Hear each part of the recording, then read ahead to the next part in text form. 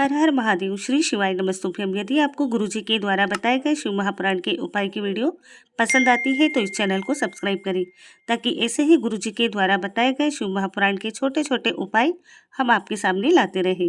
3 तरह का जल शिव को समर्पित होता है और वो तीनों तरह के जल का अलग अलग भाव है महाराज।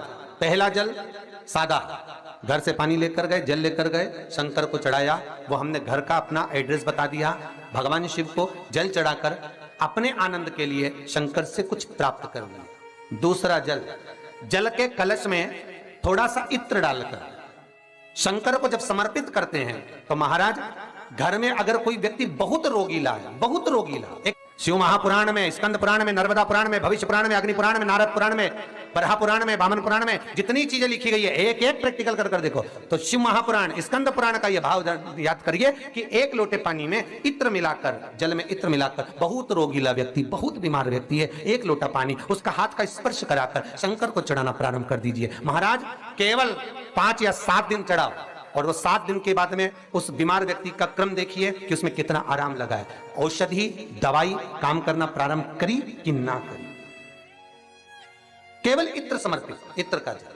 तो पहला जल सादा, दूसरा जल है इत्र का, और महाराज तीसरा जल जो शिव महापुराण के अंतर्गत कहा गया है बेलपत्र का जल।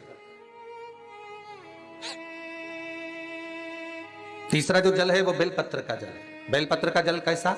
तो महाराज शिव महापुराण की कथा कहती है कि जल के पात्र में एक बेलपत्र अंदर डालकर उस जल के पात्र को ले जाकर शिव को समर्पित करना, अर्थात अपनी मन की कामना भगवान शंकर से कह देना। केवल बेलपत्र के माध्यम, बोलना नहीं है हमको, कुछ हमें कुछ कहना नहीं है।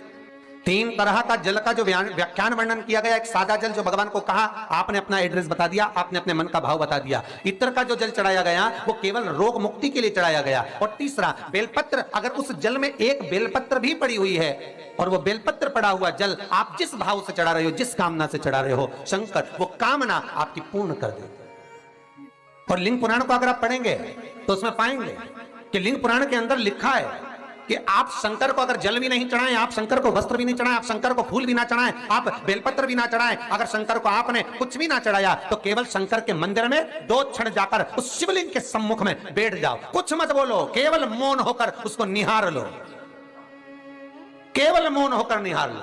बहुत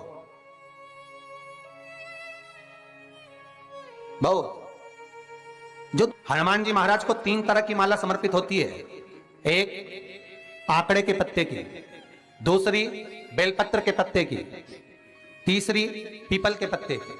ये 3 तरह की माला जब शंकर हनुमान जी महाराज को समर्पित होती है, जिस समय पर अगर व्यक्ति के जीवन में बहुत भारी रोग हो गया है, बहुत ज्यादा कष्ट हो गया है, कैंसर जैसी बीमारी भी अगर उसको घेर ली है और किडनी लीवर सब बेकार हो गया, तो निवेदन है पीपल के पत्ते की माला बनवाओ, 108 पत्ते की, और हनुमान चालीसा का हर पत्ते पर स्मरण करिए महाराज। आप हनुमान चालीसा पढ़ते जाओ, माला में गांठ लगाते जाइए, और वो माला जो व्यक्ति कैंसर से पीड़ित है हाथ का स्पर्श कराइए और शंकर को चढ़ाइए। केवल अष्टमी तिथि के दिन यह माला समर्पित होना चाहिए, शुक्ल पक्ष की अष्टमी के दिन। आप 2 या 3 अष्टमी को कर देखिए, अपने आप दवाई लगना प्रारंभ होगी, कैंसर जैसा रोग भी धीरे धीरे समाप्ति पर आएगा महाराज। पर करना शुक्ल पक्ष की अष्टमी को ही। महाराज कोई बच्चा एग्जाम में बैठ रहा है, सीए की पढ़ाई कर रहा है, कोई बहुत बड़े एग्जाम में बैठा, पास हो ही नहीं रहा, बहुत हार गया, बेलपत्र की माला चढ़ाई। पर बेलपत्र की जो माला है वो केवल प्रदोष पर चढ़ती है श्री हनुमान जी महाराज को।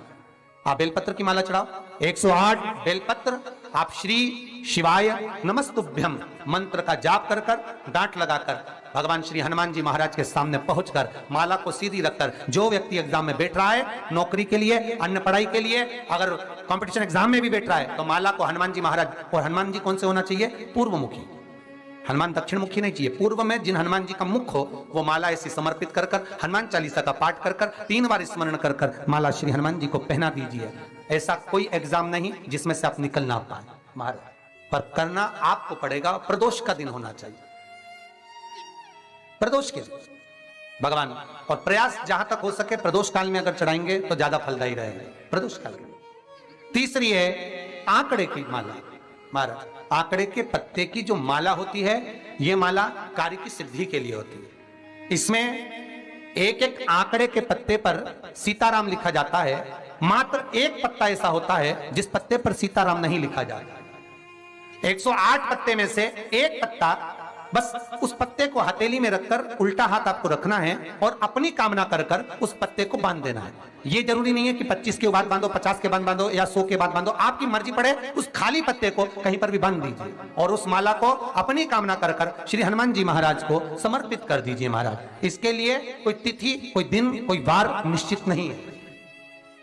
बस ये माला जब हनुमान जी को चढ़ जाए तब एक घी का और एक तेल का दिया हनुमान जी के सम्मुख में लंबी बाती का लगा देना है। महाराज, एक घी का, एक तेल, और अपनी कामना कर कर आप आ जाइए। आपकी वो कामना 2.5 महीना या 3 महीना, इससे ज्यादा नहीं जाएगा, वो कामना बाबा पूरी करेगा। क्योंकि शिव और हनुमान ये सब एक ही स्वरूप है। अब आप कहेंगे महाराज जी ये कौन सी पुराण से लिया है, तो आप इसको लिंग पुराण के अंदर देख सकते हैं। आप गीता प्रेस गोरखपुर की लिंग पुराण लीजिए, उसके अंतर्गत आप इसका व्याख्यान वर्णन पढ़ सकते हैं। महाराज, एक एक क्रम हमारे शास्त्रों का हम उसको बस ज्ञात करें, हम इधर उधर डोले नहीं। हमारी पुराणों में इतने लेख लिखे गए हैं, उसको ही अगर हमने निकाल लिया तो हम जीवन में सुख पा सकते हैं, हम दुखी नहीं हो सकते। मंत्र कौन सा है जो दिया जा रहा है, वो मंत्र कौन सा है जो प्रदान किया जा रहा है? हनुमान जी महाराज ने वो मंत्र जो विभीषण को दिया, और एक विभीषण जिसको लात मार दी गई, एक विभीषण जिसको लात मारकर निकाल दिया गया, जिसके घर का भी ठिकाना नहीं था, वो विभीषण एक छोटे से मंदिर में जो रहता था, तुलसी का क्यारा जिसके दरवाजे पर था, और वो विभीषण जब सीख रावण को देता है तो वही विभीषण को जब लात मारकर निकाल दिया जाता है, तो वो मंत्र कौन सा था जिसको विभीषण ने जपा और विभीषण लंका का अधिपति बन गया, सत्ताधारी, वैभवशाली? वो मंत्र कौन सा? केवल एक मंत्र जो श्री हनुमान जी महाराज ने विभीषण को दिया। महाराज, वो मंत्र कोई दूसरा नहीं था, केवल भगवान का नाम विभीषण को प्रदान किया था। क्यों? क्योंकि विभीषण के दरवाजे पर जब हनुमान जी महाराज पहुंचे थे, विभीषण के द्वार पर जब हनुमान जी महाराज पहुंचे तो विभीषण के दरवाजे पर जाकर क्या देखते हैं कि सब कुछ विभीषण के यहां पर है, और विभीषण लगा हुआ है, कभी यहां पर प्रणाम करता है, कभी वहां प्रणाम करता है, कभी विभीषण यहां जाता है, यहां नमन करता है, कभी विभीषण वहां नमन करता है, कभी विभीषण इस स्थान पर जाता है। विभीषण यहां मत डोल रहा है, ये हनुमान जी देख रहे हैं। घर में दिखाया तो वास्तु दोष है, क्या करें? पाइप तोड़वा के इधर का इधर कर दो, सीढ़ी तोड़वा के इधर कर दो। राशि में दिखवाया तो ग्रह दोष है। सारे दोष मनुष्य को नजर आते हैं और सब कुछ कर लेता है वो, पितृ दोष के लिए भी, वास्तु दोष के लिए भी, ग्रह दोष के लिए भी, पर मनुष्य को सारे दोष नजर आते हैं। जब दुख आता है बस एक दोष नजर नहीं आता अपने कर्मों का कि पहले क्या कर कर आया, वो भी तो दिखवाओ किसी महाराज से। महाराज जी बोल देंगे पितृ दोष है, महाराज जी कह देंगे वास्तु दोष है, महाराज जी कह देंगे ग्रह दोष है, महाराज जी कह देंगे ये दोष है, पर महाराज से एक दोष अपने को अपना छाटना है कि मेरे कर्म का दोष कौन सा है। मैंने पत्रिका दिखाई, महाराज जी ने कहा वो भी करा, मैंने ये उन्होंने बताया वो भी करा, मैंने ये व्रत करा, मैंने वो उपास करा, अपने कर्म का दोष भी तो देखो कि दोष कौन सा है। दरवाजे भी बदल दिए, सीढ़ियां भी बदल दी, वास्तु शास्त्र वाले को बुलाकर घर भी बदल दिया, 50 बार मकान भी बदल दिया, सारे दोष हमने देखे, पर भीतर का दोष नहीं देख पाए कि हमारे कर्म का दोष क्या है। जो पूर्व में कर कर आए हो वो कर्म का भोग मनुष्य के शरीर में भोगना पड़ेगा, और मनुष्य के शरीर मिलता ही काय के लिए है? एक भगवान का भजन करो और दूसरा कर्म का भोग भोगो, इसके सिवाय है क्या? का शरीर केवल 2 कारणों से मिला है, एक कर्म का भोग भोगने के लिए और एक भगवान का भजन करने के लिए। तो कर्म का भोग भी भोगना और भगवान का भजन भी करना है, तो क्यों करना है? तो शिव महापुराण की कथा कहती है कि जितना तुम भजन करते रहोगे तो ये दुख जो आता है ये धीरे धीरे कटता रहेगा। बस भजन से दूर मत होना।